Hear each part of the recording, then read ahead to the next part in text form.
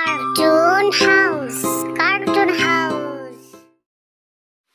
রোজ রোজ গল্প না শুনলেই তুই কেন যে ঘুমাতে চাস না আমি বুঝি না।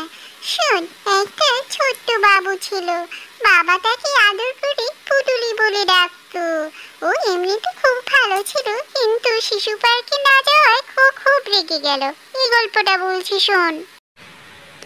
তো এসেই পড়লো, কে কিনে দিবে শুনি?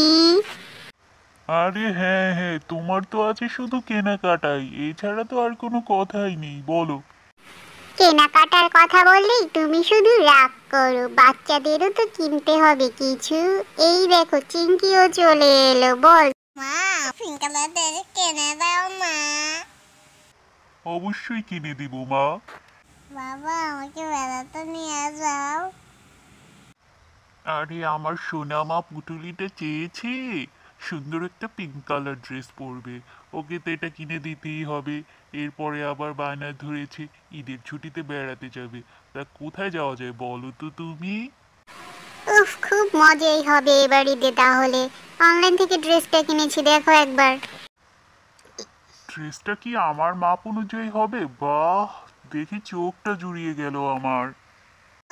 আমরা দুজনে জুস খাবো, তবে মজা করবো, শুনবো একসাথে।